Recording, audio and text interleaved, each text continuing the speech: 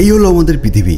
আর এই পৃথিবীর গতিবেগ ঘন্টায় 1,09,000 কিলোমিটার। এই পৃথিবীর গতিবেগ যদি 1 সেকেন্ডের জন্য থেমে যায় তাহলে কি হবে কখনো ভেবে দেখেছেন?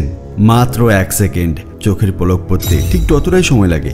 আর এই চোখের পলকের মধ্যে নিঃশেষ হয়ে যেতে পারে সমস্ত মানব সভ্যতা। শুনে চমকে উঠলেন নিশ্চয়ই? আসুন তাহলে এই ভিডিওর মাধ্যমে জেনে নেই পৃথিবী যদি 1 সেকেন্ডের জন্য থেমে যায় তাহলে কি হতে পারে।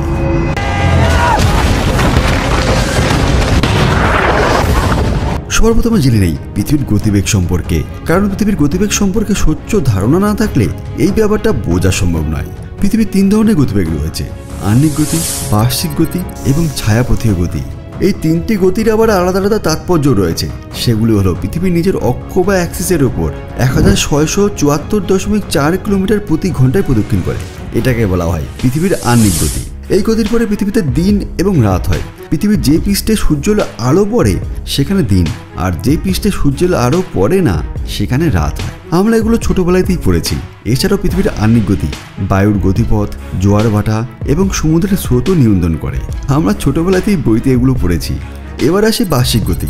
পৃথিবী সূর্যের চারিদিকে প্রদক্ষিণ করতে সময় নেয় 365 দিন 5 ঘন্টা 48 মিনিট 46 সেকেন্ড।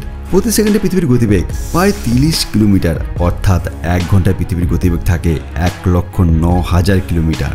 এই বার্ষিক গতির ফলেই পৃথিবীতে ঋতুর পরিবর্তন হয় এবং দিন রাতের দৈর্ঘ্যের তারতম্য ঘটে।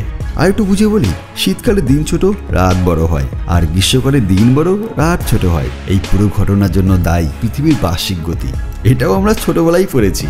এবার আসি ছায়াপথীয় গতির কথা।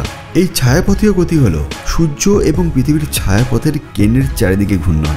এই গতিবেগ সেকেন্ডে 220 কিলোমিটার। আর ছায়াপথের কেন্দ্রের চারিদিকে একবার প্রদক্ষিণ করতে পৃথিবীর সময় লাগে 25 কোটি বছর। এই গতির ফলেই মহাবিশ্বের সম্প্রসারণ ঘটে। বিজ্ঞান থিওরির জন্ম হয় এখান থেকেই।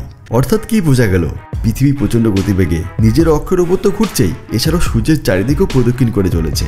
স্যার আইজাক নিউটনের থিওরি অনুযায়ী পৃথিবী একটা বিরাট ম্যাগনেট আর চুম্বক, যা অভিকর্ষ বল বা মাধ্যাকর্ষণ শক্তির মাধ্যমে সবকিছুকে নিজের দিকে আকর্ষণ করে। পৃথিবীর সমস্ত বস্তুও একে অপরকে আকর্ষণ করে। এবার ধরুন আপনি একটা এমন যানে বসে আছেন যার গতিবেগ প্রতি ঘন্টায় 1 লক্ষ কিলোমিটার এবং একটি সিট বেল্টও পরে আছেন।